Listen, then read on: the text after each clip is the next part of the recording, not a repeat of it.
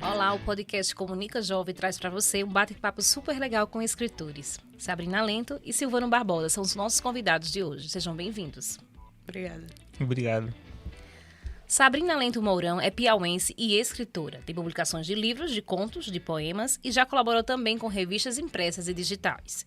Silvano Barbosa é natural de Belo Jardim e mora em Caruaru há 9 anos. É escritor e designer formado pela UFPE Campus do Agreste.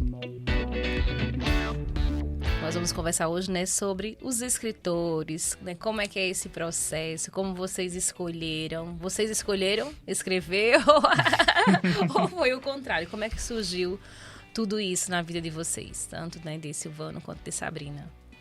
Pode ser por ordem alfabética? Despertou cedo, faz pouco tempo?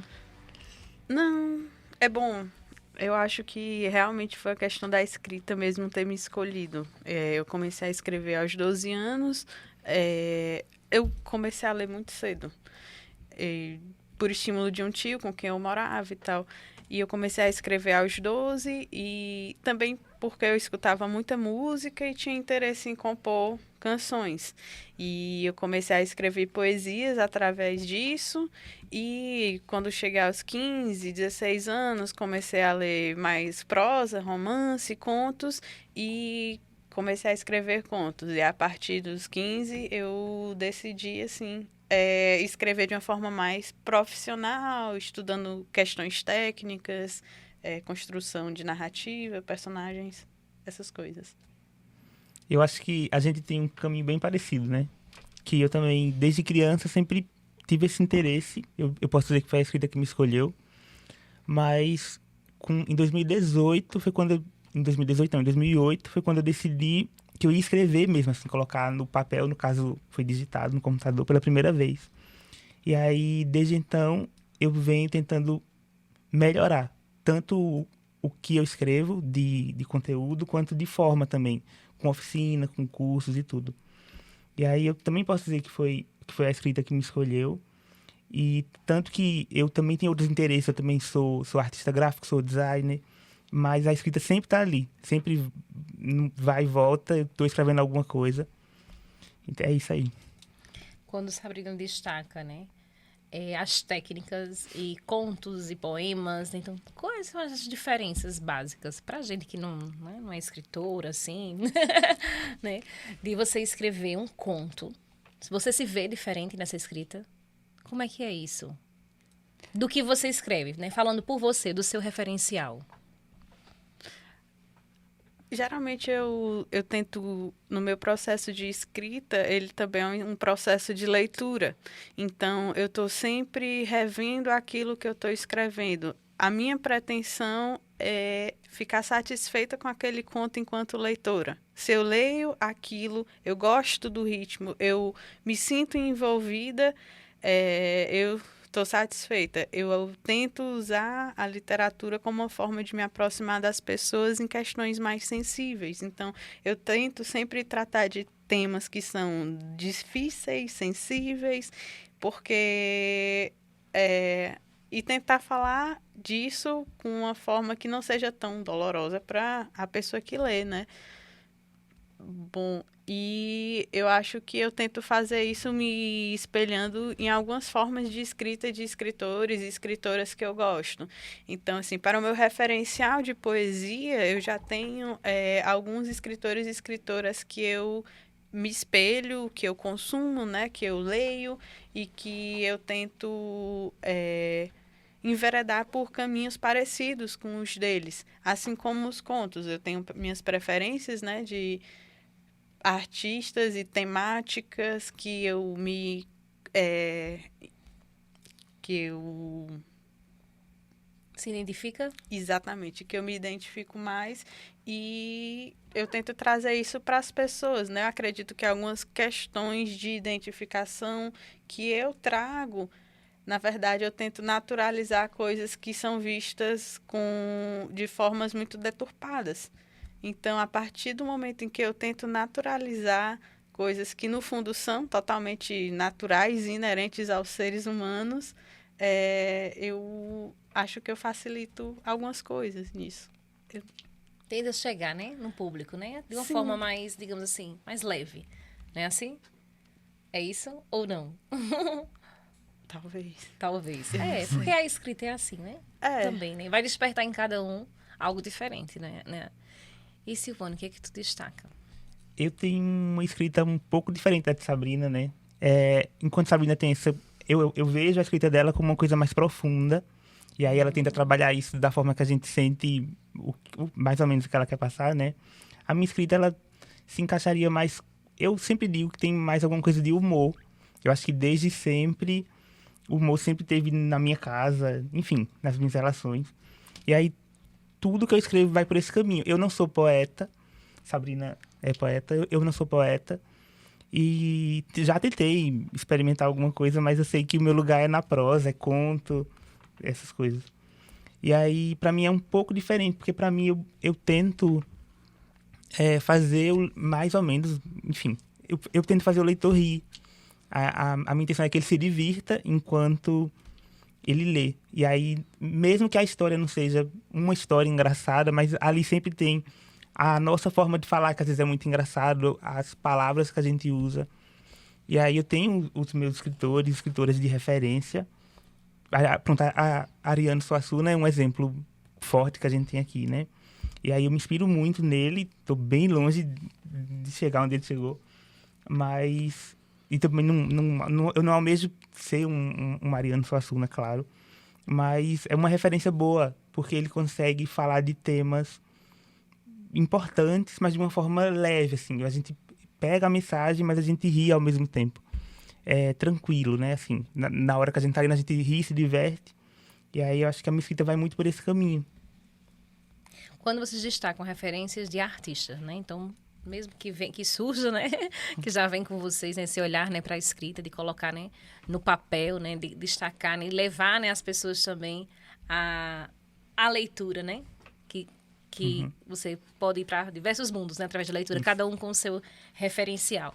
Além de Ariano Suassuna, tem outros artistas que você se inspira, como também Sabrina. Quero deixar claro que tem muitos artistas que se inspiram, né? Que artistas são esses, né? O que eles falam? O que eles contam?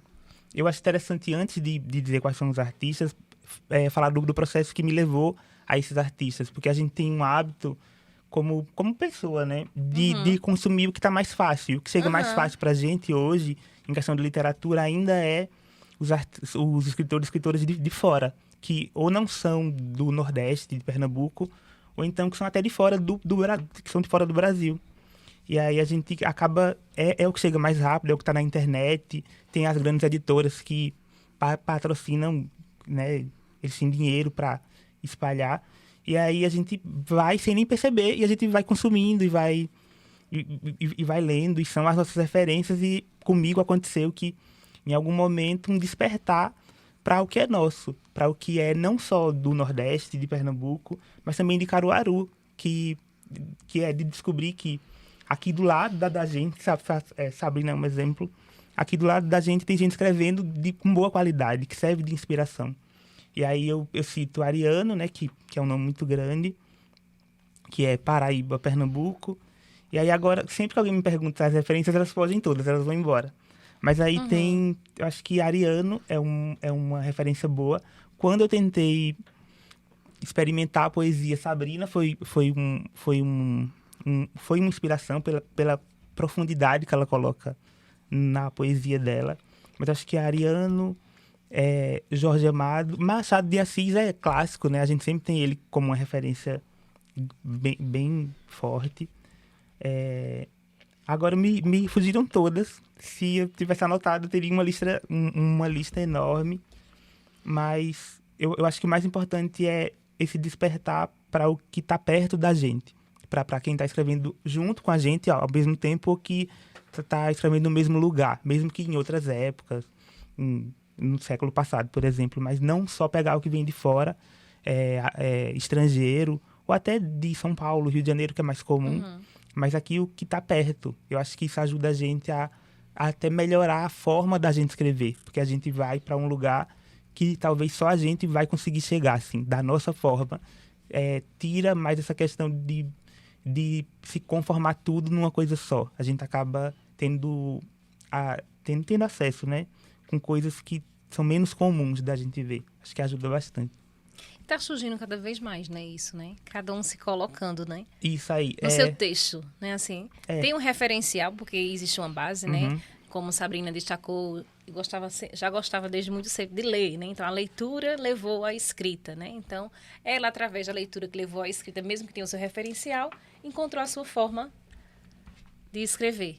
Sim, eu acho interessante algumas coisas que o Silvano falou, né, em relação às referências que a gente tem, né? A gente realmente hoje está passando por um processo que muito interessante, que é massa estar com o Silvano, né, como editor aqui perto de mim. Eu gosto dessa questão da edição. Eu sou muito fã do livro, da questão do livro.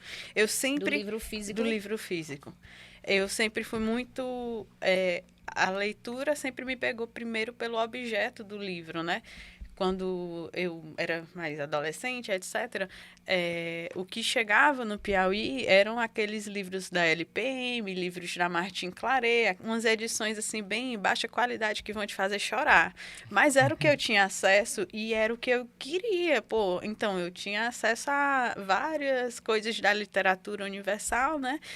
Através dessas editoras. E depois de um tempo, realmente, a gente saiu dessas coisas das editoras estranhas, dos livros de bolso, e foi para as grandes editoras. Então, depois de um tempo que eu tinha acesso, realmente eram coisas da Companhia das Letras, sei lá, eu não sei. A Companhia das Letras é um monopólio da literatura no Brasil, então algumas coisas que a gente acha que não são, na verdade, são só capilaridades da Companhia das Letras. E aí a internet realmente foi uma forma muito, muito relevante para mim de entender o que eu queria escrever, porque o Silvano realmente trouxe isso.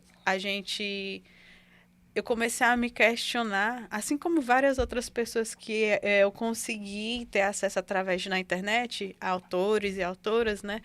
A gente começou a questionar a universalidade, o que é a literatura universal e por que que essa literatura é universal. Então, tipo, a literatura que é tida como universal sempre é uma literatura masculina, uma literatura europeia, uma literatura que trata sobre questões, assim, do homem, da figura homem, e do homem como humanidade. Mas existem outras coisas que atravessam a humanidade que também são universais e não são tão somente essas questões que os homens têm. Então, eu acho que a internet me ajudou a encontrar pessoas que tratavam de temas que eram extremamente relevantes, mas que não eram relevantes para o universal masculino branco. E isso me fez entender o que eu queria escrever, para quem eu queria escrever. E, deixa eu ver, eu acho que as editoras pequenas hoje, né, a gente saiu dessa, enfim, voltando para a questão das editoras, a gente saiu dessas coisas das grandes editoras, eu, pelo menos, para me voltar para tanto que eu publiquei por editoras independentes e artesanais, porque é muito, assim, é uma experiência incrível, porque eu não só estou ali, eu não só escrevi o livro, eu participo da artesania do livro, eu participo da costura do livro. Enquanto eu estou ali no ateliê costurando um livro, eu estou no ateliê que tem um monte de livro de outros autores pernambucanos, recifenses, caruaruenses, e eu estou ali costurando, pauso para um café e, porra, eu tô ali lendo autores de Recife, autores de Caruaru, gente que eu conheço, sei lá. Quando eu trabalhei com o Fred Caju, né, eu ficava lá no ateliê dele, acabou de costurar, eu ficava, sei lá, 5 horas depois lá mexendo nas coisas dele, consumindo dos livros, né, que ele publicou, da Bione, de uma galera de Pernambuco, de vários lugares de Pernambuco. E assim como na Livrinho, né? A Livrinho tem uma pegada mais underground, de uma galera mais alternativa mesmo, que faz zine, esse tipo de coisa. E eu tive contato com essa literatura. A Livrinho já está no mercado há mais de 10 anos. E, assim, ela publicou gente do Nordeste inteiro, não só de Pernambuco, mas de Alagoas, da Paraíba. E ela é uma editora que tem muitos autores. Como é que eu posso dizer? O catálogo dela é muito extenso e ter acesso a esse catálogo dentro da editora, isso mexe com a gente. Isso dá uma guinada assim da perspectiva. Será que eu realmente preciso ler só os clássicos quando eu tenho materiais tão incríveis, densos e doidos e relevantes bem aqui que, sei lá, aquele carinha que estuda design escreveu e é massa. E é tipo, é massa demais. É bom essa troca, né? Você publicou 2 livros de contos, não foi, Sabrina? Sim. Você pode falar um pouquinho pra gente sobre esses? Em Vivo, não é isso? E O Estágio Mais Rudimentar do Fim. Sim.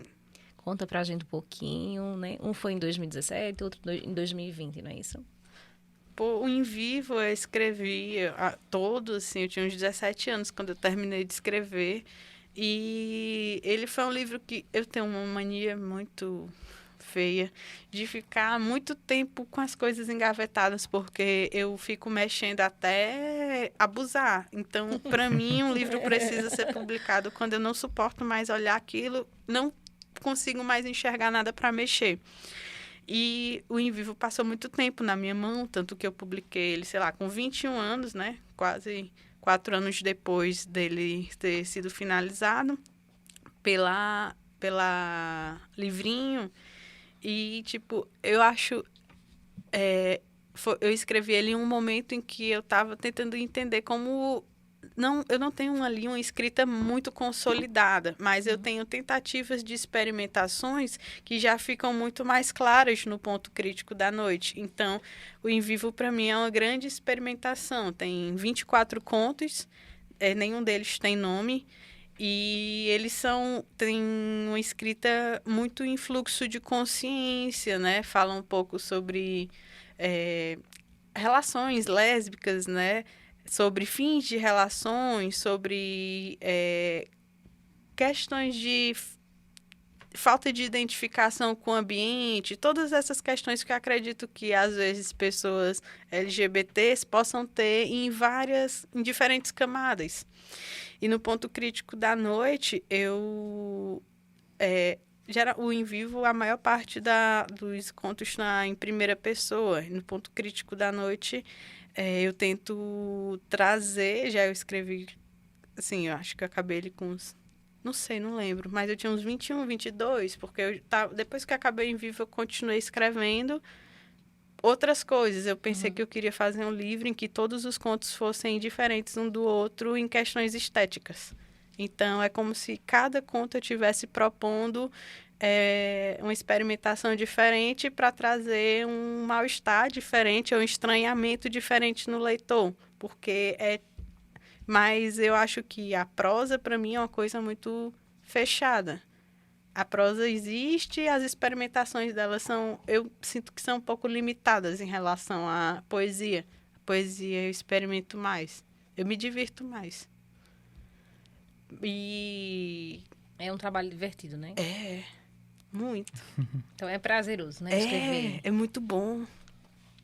E quando você vê esse resultado com outras pessoas? Porque assim, você escreve, né, para um público, né? Você tem muito feedback? Consegue ter feedback assim? Porque é diferente, né? Você, né? Você tem... Eu tenho feedback. A princípio, assim, né? Quando eu publiquei o Em Vivo, eu não esperava muitas coisas dele. Mas, tipo... E porque também eu não tinha tido experiência com nenhum editor, eu não sabia como funcionava, era muito nova. E aí a editora, sempre que ia para um evento, levava os livros. E as pessoas gostavam, assim, a aparência do livro, né? Porque ele foi um livro... Já chamava atenção. Sim, foi um livro... É quase um livro-objeto. Ele é quadrado, com a capa roxa. As folhas dele tem um refile redondo.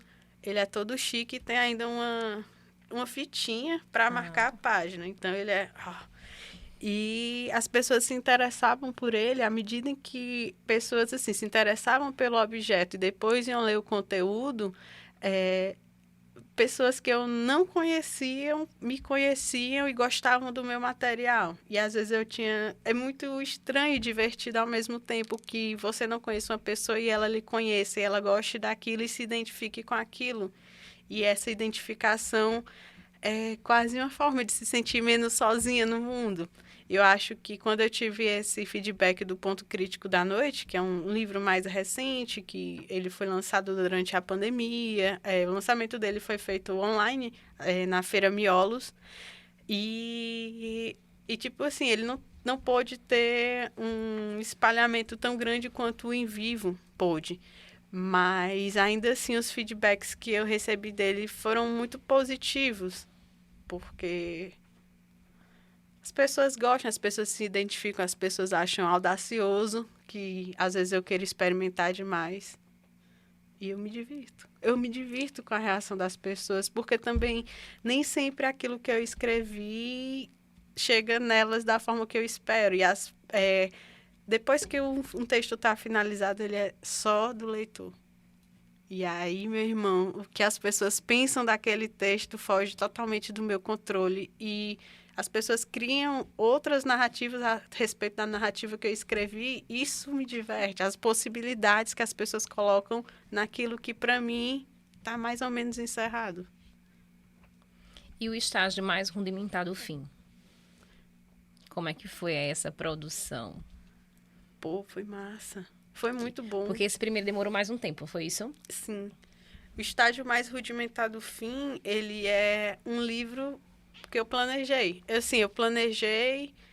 Eu não planejo o conteúdo, assim, o assunto de cada tema, mas eu sempre, antes de escrever, eu penso na forma. Então, eu sabia que formas eu queria usar. Então, tipo, em um conto, às vezes eu uso um tipo de escrita que parece uma técnica do Saramago. Outro, eu tento um tipo de escrita em que é mais disruptivo, que não existe uma temporalidade ali. Tanto que eu tinha escrito o livro. É um livro tão experimental, porque eu me prendi nas formas que o formato dele é todo diferentão. Então, tipo, quando eu passei isso para a editora, né, para Castanha Mecânica, o Fred fez um projeto gráfico todo doidão. Então, assim, a capa dele é bem longa e ele é como se fosse dividido em 3 partes. Ele é um livro com 3 cadernos e a forma de leitura dele pode começar de qualquer conto. Não existe uma forma de começar. E não existe uma forma de acabar. E aí, a pessoa que fez o copydesk, que foi a Raíza, ela sugeriu muitas alterações na ordem, não muitas, né? Algumas alterações na ordem dos contos, que ela via que alguns tinham correlações, que eu não enxergava, e ela decidiu colocar eles em cadernos fechados, né? Então, tipo, um caderno tem muitos contos que se parecem em alguma temporalidade, né? Isso. Então, o que for mais, né? É mais pertinho um do outro, né? Sim. É como se fosse assim, vai... E é como se ele tivesse... É uma coisa fechada pela técnica, eu acho. E Silvano, em relação às suas escritas, em relação a como é que foi esse processo, né? Começou cedo também, escrevendo, mas para publicar. Também é editora, a gente vai chegar ainda, viu? Em relação à editora. Eu não tenho um livro solo publicado, mas... assim, a primeira vez que eu publiquei, eu posso dizer, foi na internet, em 2015. Eu tinha um projeto que durante um ano eu escrevia, e era no site Homo Literatus. E aí a gente tinha um combinado que durante um ano eu ia escrever um conto por mês. E eles iam publicar lá. E aí foi um aprendizado, porque alguns contos eu já tinha feito, mas muitos saíam quase na hora de entregar. E aí lá ia eu correr e ficar uma coisa que me agradasse também, né? Pra mim foi muito um exercício de constância em escrever, que é o que nos ajuda muito, e também na questão de experimentar também, como a Sabrina falou, experimentar. E aí, isso foi em 2015, durou o ano inteiro, de janeiro a dezembro. E aí, aí pronto, os contos ficam lá e eu fui trabalhando eles assim. Quando eu queria que alguém lesse alguma coisa minha, eu mandava o link e tudo. Mas eu sempre continuei escrevendo outras coisas, tentando publicar também, só que era muito difícil e eu tinha muito a ideia eu tenho que vou encontrar uma editora, a gente sempre pensa nas maiores, né? E aí é muito difícil chegar quando você não tem um nome, quando você está começando. Quando não está começando também, mas enfim. Aí em 2020, um pouco antes da pandemia, um projeto que eu tinha pensado ele. Em 2019, eu coloquei em prática, que é uma moeda por uma memória. Era um projeto que essa moeda era simbólica. Uma pessoa me contava uma memória, a memória que ela quisesse, e aí eu dava a ela uma moeda de chocolate em troca dessa memória, e essa memória virava um conto. E aí a ideia era que eu fosse para a rua. Eu fui uma vez no lançamento do projeto. Eu ia estar na rua e as pessoas podiam chegar, eu podia convidar a pessoa e explicar o projeto e pedir uma memória. Mas isso foi em 2 de janeiro de 2020. E aí a ideia era, eu estava em uma loja colaborativa no centro de Caruaru. Eu peguei, eu acho que umas 7 memórias e voltei para casa para arrumar tudo e depois já pensar em outro lugar para ir. Aí começou a pandemia, tudo fechou. E aí eu disse, eita, esse projeto itinerante que vai rodar pela cidade não vai dar para fazer. E aí eu comecei a voltar para a internet. Aí foi quando eu tive acesso a memórias de gente que não é de Caruaru, que é de fora, que eu não encontraria, né? E aí o projeto ainda durou uns 6 meses, 6, 7 meses. Eu acho que eu tenho uns 15 contos que vieram dessas memórias. Se não me engano, são 15, 16. E aí quando foi chegando lá perto do fim de 2020, eu senti necessidade de voltar à escrita do que eu já fazia antes. E aí, como o projeto não conseguiu andar como deveria, né? Ele está em pausa. E aí eu comecei a voltar para os escritos que tinha na gaveta, tudo. E aí isso foi em 2020, né? Em 2021, lá, acho que tá perto de fazer um ano, eu fui convidado pela editora Oia, é uma editora de São Paulo, para publicar em uma coletânea deles, que é Tiro de Letra. E aí a ideia era falar sobre as brasilidades, e Carlo, que é o editor, ele achou muito interessante essa forma que eu escrevo, que tem um pouco de humor e tem muito diálogo. E ele achou, né, eu também acho, que os diálogos são bons. E aí ele disse que queria publicar tudo, e eu enviei 4 contos para ele. Ele colocou no livro junto com mais 9 autores, autoras, que ele foi reunindo assim, tem do Ceará, tem de São Paulo, tem do Rio de Janeiro. E aí, isso foi em 2021, aí saiu esses 4 contos na editora Oia. E aí, inclusive, muitos dos contos que eu publico hoje são desse projeto de 2015, que aí eu vejo que eles estavam muito verdes. E aí eu disse, eu revisito eles, trabalho, melhoro, que eu acredito que estou melhorando. E aí eles agora sai no lançamento oficial. Agora é o lançamento de verdade, né, dos contos. E aí, em 2021, antes do Tiro de Letra, dentro da Relic, né, que é a minha editora, a gente publicou um livro com escritoras daqui de Caruaru. Foi um e-book, é Nem Tudo Que Há no Mundo 1, e eu tenho um conto lá, que é A Aposta. Inclusive, esse era o conto que eu mais gostava, por isso que eu escolhi ele para ser, que foi a minha primeira publicação, né? E aí, mesmo na internet. E aí, dentro de um livro, enfim. E aí, era o conto que eu mais gostava e eu via que ele tinha um potencial. E foi, depois do lançamento da antologia, somos 20. Dentro da antologia tem 20 escritores e escritoras. E aí a gente foi trabalhando, né? Cada um foi mostrando o próprio texto que estava na antologia e ajudava para divulgar os outros. E aí eu conversei com muita gente na internet, mandei o link para muita gente ler. Ainda participei de um podcast, não assim, uma entrevista, mas eles falaram sobre o meu conto, eles analisaram o conto, um podcast que eu sou muito fã. E aí, isso foi em 2021 com a Aposta. Inclusive, a Aposta é o conto A Aposta é o primeiro capítulo do livro que eu estou escrevendo, que vou lançar o ano que vem. Agora, de verdade, eu vou lançar o ano que vem. E ele tem sempre essa pegada, ele tem um pouco de humor. Ele se passa aqui em Caruaru, só que se passa lá em 1944. Vai ter outra época. Outra época. Vai ter alguma coisa a ver com a história da Segunda Guerra, como ela movimentou, no mínimo que seja aqui em Caruaru, a repercussão que teve de alguma forma. mas é baseado mais na história de tipo um malandro que ele tá apaixonado, ele tá afim da filha de um senhor que também não é muito certo nas coisas que ele faz, aí tem essas confusões todas. E aí se passa aqui em Caruaru é um processo um pouco difícil, porque eu tenho a liberdade poética, né, de contar Caruaru como eu imagino dentro da literatura, mas também tem um pouco daquela responsabilidade de não fugir muito, de não ir muito em um Caruaru que nunca existiu, mas tá com um pé na realidade.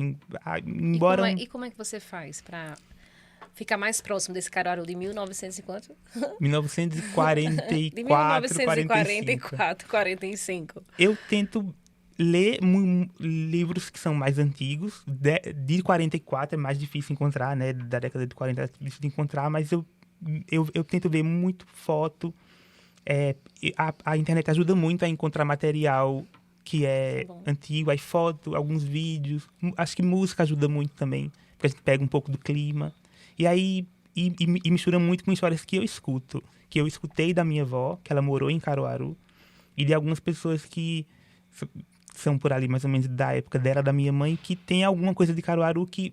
Pronto, a minha mãe e a minha tia, elas não viveram essa época em Caruaru, mas elas viveram outra época. Então, o que elas viveram dá para pegar e transportar para lá, alguma história engraçada, dá para colocar para lá.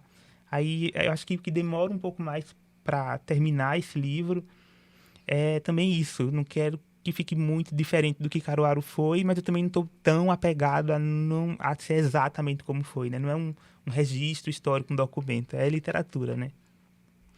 Mas, às vezes, a literatura também precisa de muito embasamento, né? É. Às vezes, uma coisa que você lê e parece, oh, meu Deus, tão natural quanto a luz do dia, aquilo precisou de muita pesquisa para que chegasse àquela naturalidade.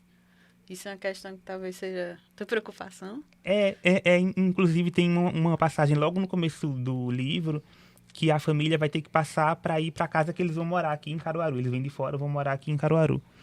E aí, a minha dúvida era se o Grande Hotel, que é uma referência que a gente tem aqui no centro, se ele já existia naquela época, como era mais ou menos o Grande Hotel. Eu lembro que eu entrei em contato com eles, eu perguntei, Adorei, a data que foi inaugurado o hotel, de quanto tempo ele estava lá. Eu sei que está tudo lá registrado, eu não vou lembrar agora, mas eu entendi que eu poderia colocar o Grande Hotel como uma referência dentro da história, mais ou menos imaginar também como funcionava a estação, que funcionava, né, na época, com trens, com tudo. E aí, como a Sabrina falou, tem esse embasamento, tipo, eu sei que existia a estação que funcionava, eu sei que tinha um Grande Hotel como referência, mas tem algumas coisas que talvez apareçam ali que tá mais na imaginação do que a gente imagina que existia, ou queria muito que tivesse existido, do que existiu realmente.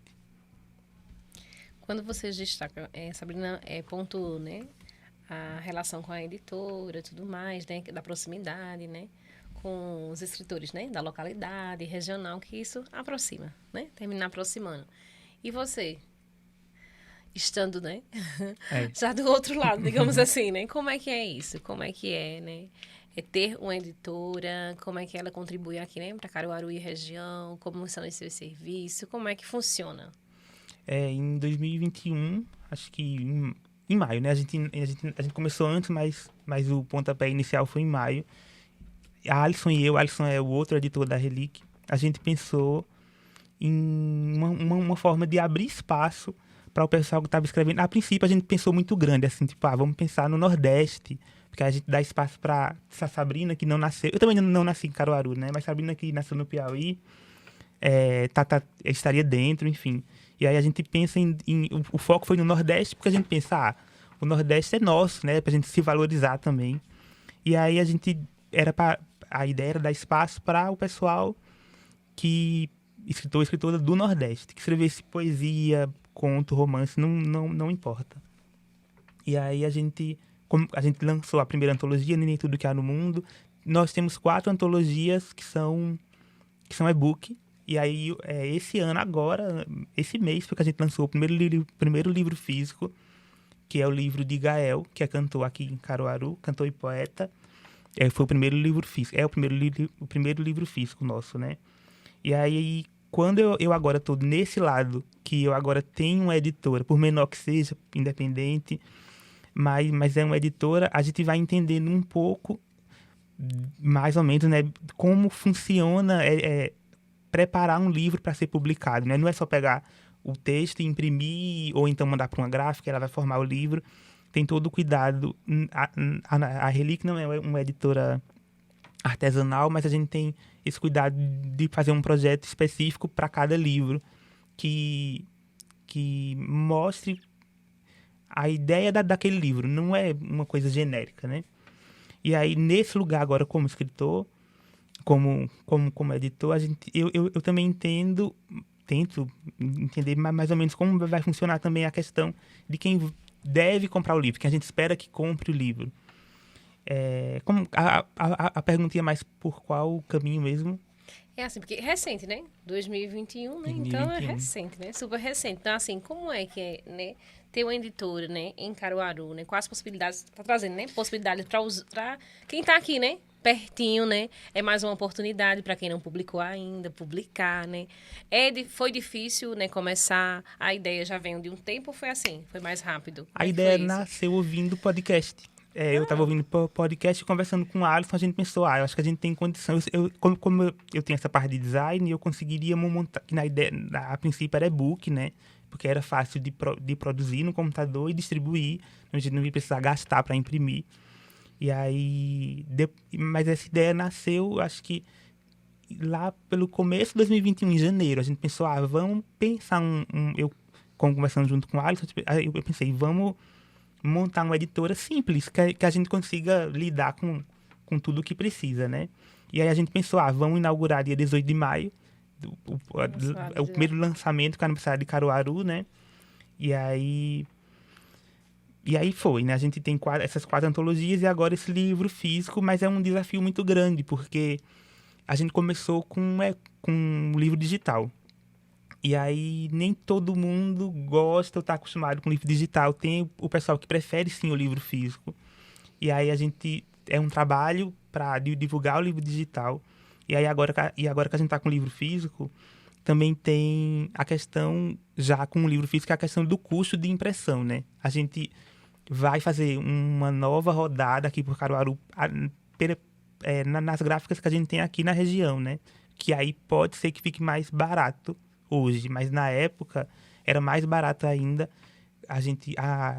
A gráfica é de São Paulo, então pra gente ainda era mais, mesmo com frete, era mais barato imprimir em São Paulo, e pela qualidade também, imprimir em São Paulo e trazer para cá.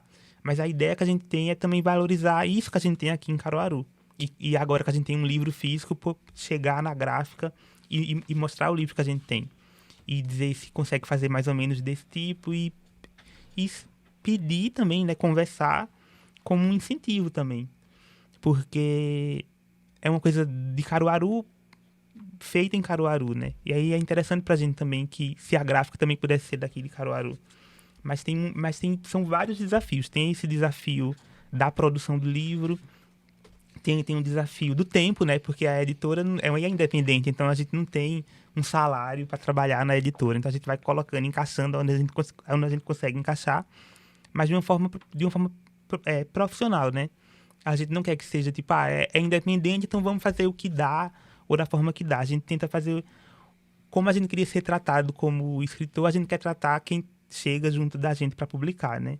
E também tem o desafio da formação de público, que a gente briga com as grandes editoras, por exemplo, que elas têm um alcance muito maior. E aí, para muita gente ainda, é mais interessante, talvez pela divulgação, que é muito grande, ler um livro que está todo mundo, né, falando na internet, é o livro do momento, e aí a gente vem com um livro de uma pessoa que é daqui do lado, né, daqui de Caruaru, e às vezes não é tão valorizado.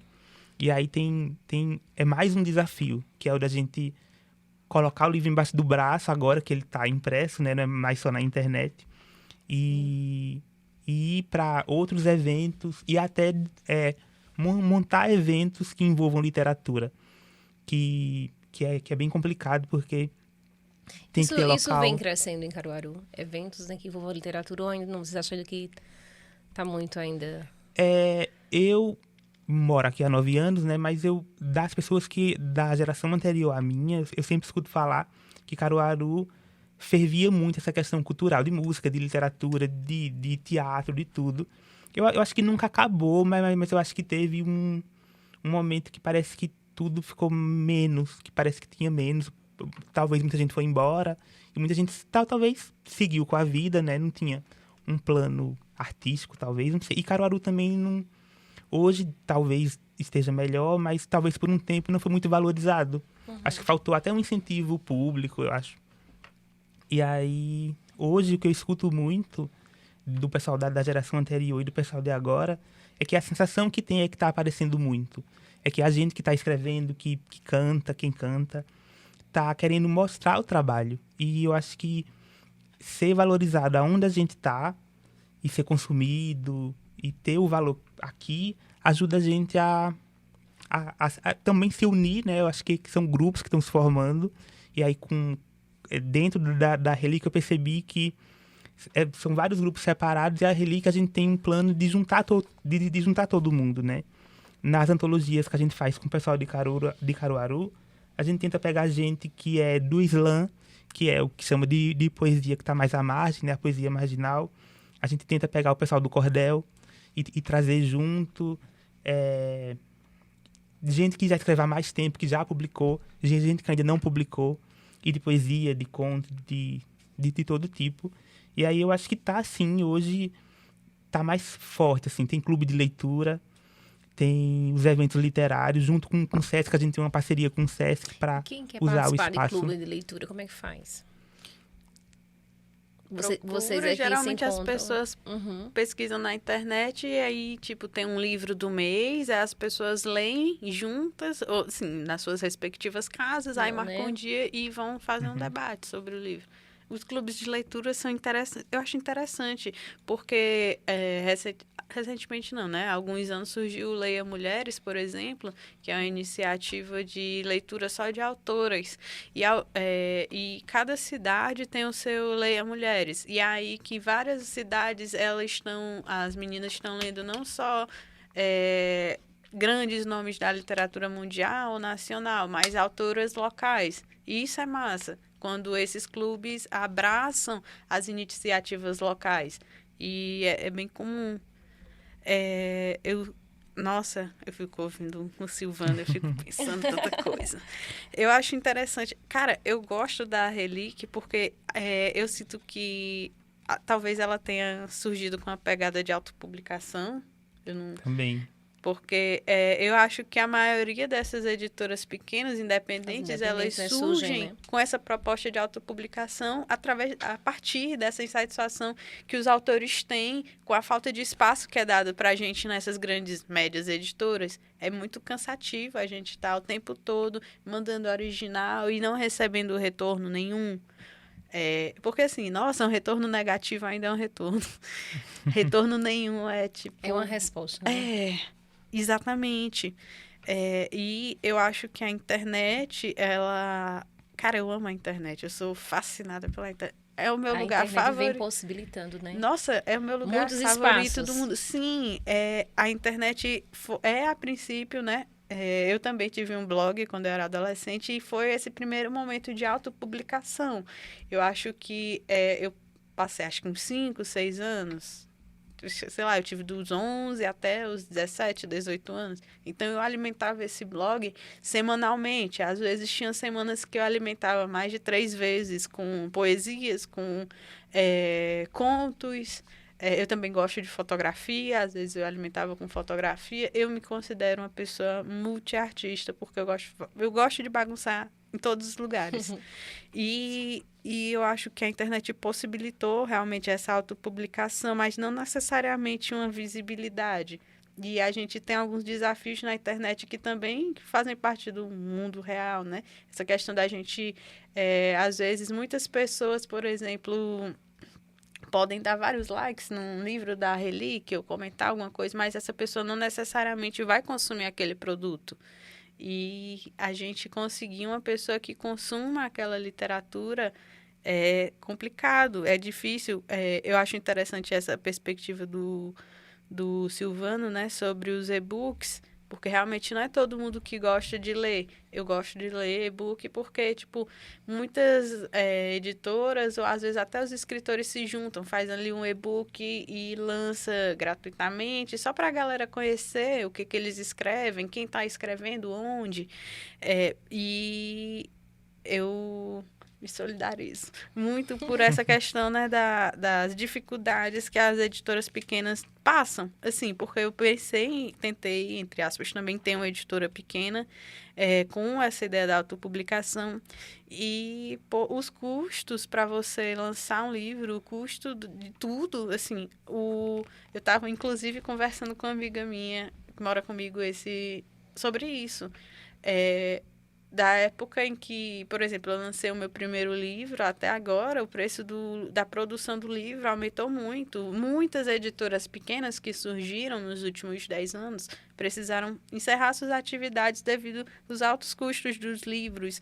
Essa questão da demanda, né, das impressões. Muita gente mesmo pessoas de editoras do Nordeste fazem essas compras em São Paulo. Então, é uma desarticulação muito ruim na estrutura como eu posso dizer, a distribuição do livro assim, é muito difícil você já chegar do material até o livro impresso. E depois disso você tem um desafio muito grande que é a distribuição. E hoje é uma das coisas que eu enxergo como um dos grandes empecilhos das editoras pequenas é a distribuição. Porque às vezes você tem um público leitor cativo. Tem muita gente que compra todos os livros que eu publico, por exemplo.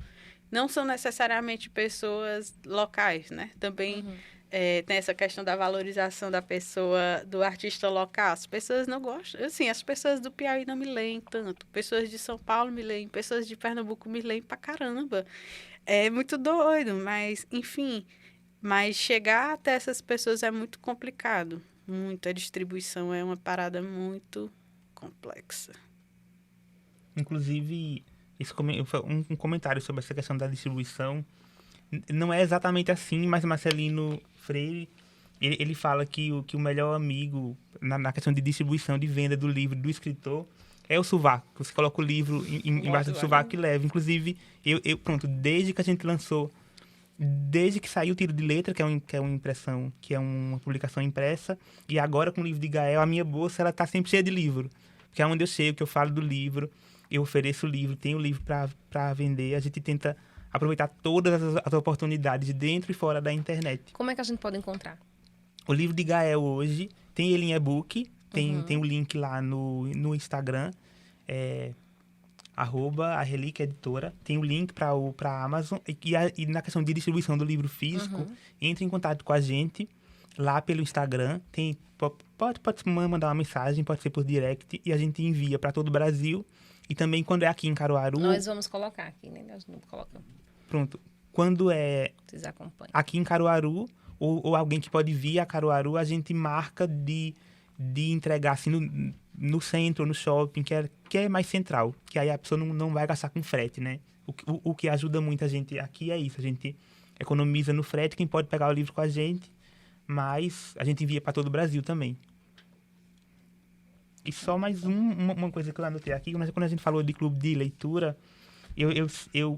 que eu tenho conhecimento, tem 2 clubes aqui em Caruaru, que é o Clandestinas e o Leia Cordel. A Clandestinas também é uma revista que elas lançam uma vez por ano. Inclusive agora em outubro vai ter o evento de 4 anos, que elas estão organizando tudo. E o Leia Cordel começou agora em setembro, que é um clube de leitura que é específico para cordel. Lá só vai ler cordel, tanto clássico quanto contemporâneo. E a ideia é uma parceria da Relique com a Academia Caruaruense de Cordel, de Literatura de Cordel, e com o apoio do SESC. As reuniões são lá no SESC, na biblioteca. E aí é só cordel. Aí a ideia também é que fale de cordel clássico, mas também fale dos atuais, a gente possa levar a cordelista para lá, para ter essa conversa junto com quem está lendo também. E também tem uma abordagem, não só a leitura, as impressões que se teve da leitura do cordel, mas também tem uma abordagem mais pedagógica. A Aline e Davi, que são a parte eles são cordelistas da academia e estão à frente do projeto. Eles falam um pouco da obra na questão técnica mesmo, de se ela é realmente um cordel ou se é uma poesia livre. No mínimo, eles fazem isso e a ideia é não só falar sobre o cordel, mas é ensinar um pouco pra gente, que a gente acha que a gente já sabe tudo de cordel e a gente tá muito acostumado com cordel, mas aí a gente vê que, quando a gente conversa com um cordelista, uma cordelista, a gente vê que é um universo enorme, maior do que a gente imagina e rico demais, que a gente tem sempre mais alguma coisa para aprender. Sabrina também colaborou com revistas, não foi, impressas e digitais, tanto do Brasil como de outros países. Então, como é que foi esse processo? Como é que é, né, colaborar, né, para revistas? Já que você escreve, né, também para livros. Eu acho massa. Muitas das revistas, nem todas assim. Às vezes são alguns autores, autoras que me indicam, talvez, às vezes, pela a temática da revista, né, da edição daquela revista. Às vezes eu submeto uma poesia ou um conto. Eu acho que, cara, as revistas, para mim, são... Eu também amo as revistas, tanto quanto eu amo a internet. Porque, assim, muitas dessas revistas que eu conheci, elas têm essa pegada de blog, né? São revistas online e surgiram como blogs e se expandiram, né? Deixaram de ser blogs de autopublicação para se tornar blogs ou revistas online em que eles convidam vários autores e autoras, fazem eventos. Eu acho que as revistas são tipo uma experimentação no sentido de, às vezes eu tenho uma coisa guardada há muito tempo, meu Deus, será que eu quero botar isso num livro? Acho que não, mas eu acho que as pessoas gostariam de ler isso. E aí eu mando para uma revista e as pessoas veem. Então, tipo, o interessante das revistas é porque a gente consegue ir além do nosso público original. Eu tenho o meu público cativo, mas também a revista tem o público dela, que não necessariamente é o meu público, que não necessariamente é um público que tem interesse nas coisas específicas que eu escrevo, mas que elas se deparam com aquilo e vão atrás de saber mais do que eu escrevo. Até porque esse é um caminho que eu fiz inúmeras vezes. Eu já entrei em revistas e eu li, sei lá, 5 poemas de fulano de tal. Caraca, isso aqui é incrível, eu preciso saber mais sobre buscar mais, né? E aí daqui a pouco eu já comprei 10 livros daquela pessoa, porque eu vi 5 poemas dessa pessoa lá. Então, eu gosto das revistas e da visibilidade que ela dá e eu acho elas hoje são muito importantes para a difusão da literatura contemporânea. Eu gosto muito de literatura contemporânea. Eu gosto muito de estar perto de quem está escrevendo e fazendo a literatura acontecer. Apesar de, sim, eu ter minhas leituras, às vezes, um pouco enrijecidas, eu gosto muito de estar entre os meus. Isso é muito enriquecedor. E eu acho que as revistas, como um todo, elas permitem isso de uma forma muito doida, muito mais abrangente do que às vezes a gente conseguiria só estando ali no nosso cercadinho. Através da revista a gente consegue conhecer, né? É Conhecer muito mais, bacana. né? Não só o seu nicho, né? Sim. Conhecer outros. Né? Total, é muito bacana isso, essa troca que a gente tem através das revistas. E também porque as revistas geralmente têm curadorias, né? Não é só você mandar a sua coisa e ela vai estar lá. Então, isso é uma experiência muito bacana para pessoas que estão começando, que não têm livros publicados. Às vezes a pessoa tem alguma coisa engavetada ali, mas não se sente pronta para publicar ou não tem um material pronto. E as revistas hoje são uma oportunidade muito bacana de você ter o seu material analisado por pessoas que fazem curadoria de outros artistas. Isso é uma oportunidade muito bacana que eu tive. Muito bom mesmo. Em relação aos concursos, você participa também, né, de concurso literário. Sim, Como é que é participar de concurso? É mais um incentivo? Quando eu comecei a dizer, eu quero escrever, o concurso para mim era uma forma que eu enxergava assim o concurso. Quando eu ganhar um concurso, eu vou ter o meu nome como escritor e vou ter um selo que vai validar e vai dizer que eu sou um escritor bom, né? Com o tempo a gente entende que o concurso não é exatamente isso. Não que quem ganha é ruim ou que quem ganha é o melhor. É muito complexo, né? Quem vence um concurso. Mas quando eu ainda imaginava que o concurso ia me dar um nome muito grande, né? Um prestígio, ia me validar como escritor. Aqui em Caruaru a gente teve da minha época, assim, de escritor, a gente teve 2 concursos, que foi em 2015, que é Recortes de Caruaru, que era para comemorar... o de 2017 foi para comemorar o centenário de José Condé. Em 2015 eu fiquei em 8º lugar. Em 2017 eu mandei outro conto e fiquei em 3º lugar. E para mim foi muito bom, né? E aí eu não participei de nenhum outro concurso, nem local, nem em nenhum lugar, mas eu acho que pronto, ficar em 3º lugar claro que não quer dizer que eu sou melhor do que todos os outros que ficaram para trás, mas eu acho que serve muito como um feedback também, de dizer assim, tipo, o que você escreve, tem gente que gosta. Se não for todo mundo que gosta, mas tem alguém que gosta. E aí hoje eu enxergo o concurso muito como uma forma de você mostrar o seu trabalho também. Porque ali, geralmente, um concurso ele vai publicar o seu trabalho. Tem concurso que dá premiação em dinheiro, ou só a publicação, que uma publicação é muito dinheiro. E aí...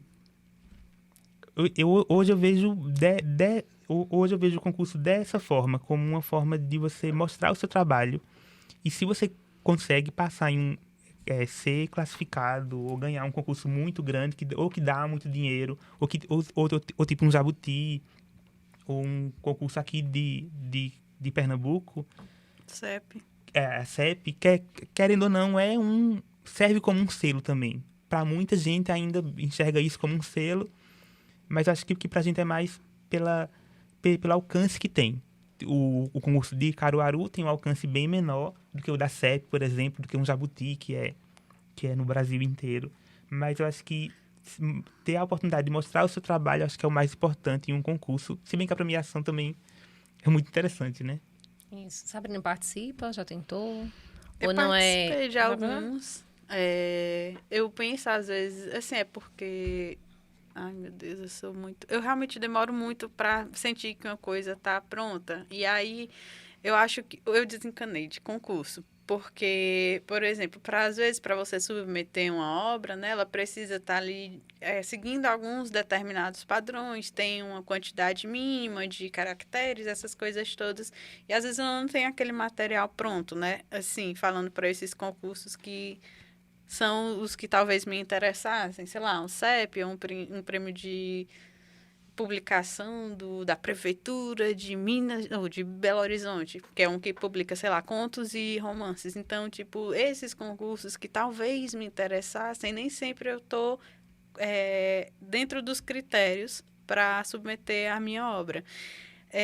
E eu acho que, assim, eu não tenho uma opinião formada hoje mais sobre concursos, porque eu acho que tem muitas coisas que atravessam essas questões, né? Geralmente, muitas pessoas do Sudeste têm muito mais visibilidade, já tiveram...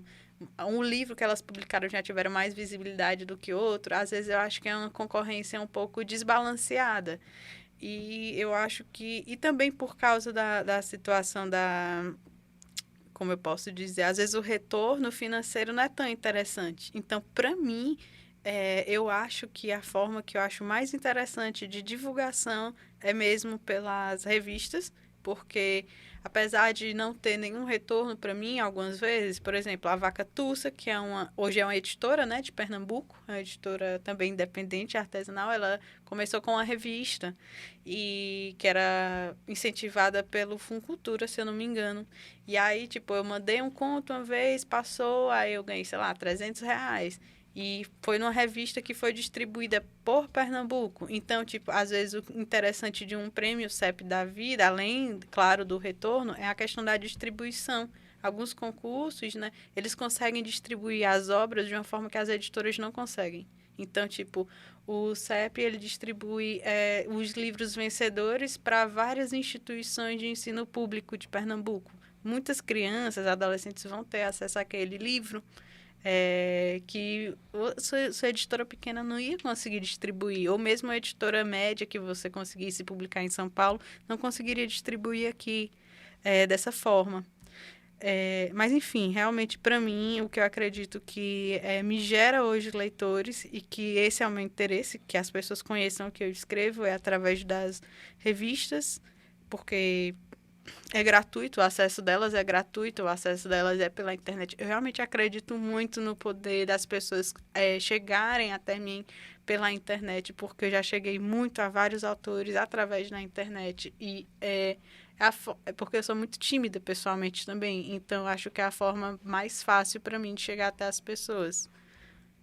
Eu realmente acho muito burocrático. É todo um processo. É. Vocês podem deixar com as redes sociais, deixar algum recadinho aí para quem é escritor, quem está pensando em ser escritor ou escritora, que a gente está chegando já ao fim do nosso podcast. Eu vou falar primeiro, então. A minha rede social é @silva.escreve. É a minha rede social principal, é a que eu uso para literatura. E a da Relíquia é @areliquiaeditora, tudo junto. O recado que eu deixo para quem quer escrever, quem já escreve, é não parar de escrever. Eu sei que o dia a dia parece que a gente não vai ter tempo de nada, mas é assim, separe, nem que sejam minutos, assim, mas sempre escreva alguma coisa, nunca pare de escrever. E não espere essa validação, assim, de que venha um concurso ou alguém que diga que seu texto é bom. Escreva e mostre e compartilhe. Eu acho que também mais importante do que... Tão importante quanto escrever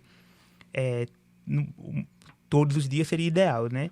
Mas tão importante quanto não parar de escrever é conversar com quem está escrevendo também. E aí, quem quiser mandar mensagem para mim, pode falar comigo pelo Instagram e pela Relíquia também. Quem tiver interesse em publicar, pode falar com a Relíquia, que a gente vê a melhor forma, vê as possibilidades, né? Mas... Eu vou mandar, inclusive, Sabrina é um contato nosso também, né? A gente conversa com ela, é um convite, agora é oficial, que a gente lança essa antologia Nem Tudo Que Há no Mundo, desde o dia 18 de maio do ano passado, é uma tradição nossa, né? E vai ter agora, 18 de maio de 2023, vai ter o 3º volume, e Sabrina é um nome que a gente pensa em convidar para ter um texto publicado, que a ideia dessa antologia é publicar gente que está escrevendo hoje aqui em Caruaru. E Sabrina escreve hoje aqui em Caruaru, então está convidada oficialmente agora. Chique demais. Oficializou. Mas é isso, não parem de escrever e converse com quem escreve também, porque ajuda a gente a evoluir como escritor também, a melhorar o texto, e essa troca ajuda muito. As pessoas podem me encontrar no Instagram, eu moro lá, basicamente. Sabrina, com 2 N's, _SM. Eu acho que o meu recado para as pessoas que escrevem, querem escrever, não é necessariamente escreva todo dia, ou não pare de escrever, mas, por favor, leia todos os dias, ou sempre que puder.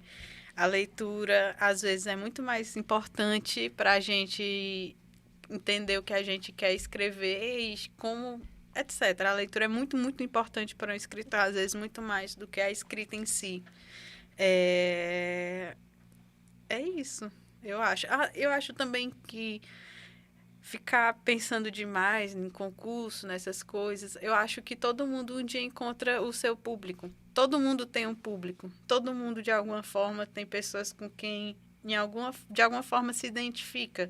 E, em vez de você ficar ali procurando validação de uma instituição, que a gente procure a nossa galera, porque ela existe. E ela está lá. E a gente só precisa chegar até ela, independente de onde ela está.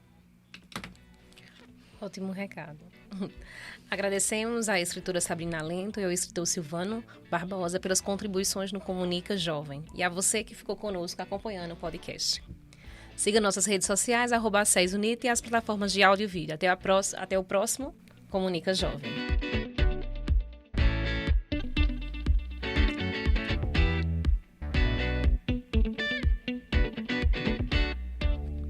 Série de podcast Comunica Jovem. Produção do Centro Universitário Tabosa de Almeida, SESUNITA. Apresentação, Cristina Villanova. Entrevistados, Sabrina Lento e Silvano Barbosa. Edição, Rafael Torres. Podcast gravado no estúdio de radiojornalismo da SESUNITA.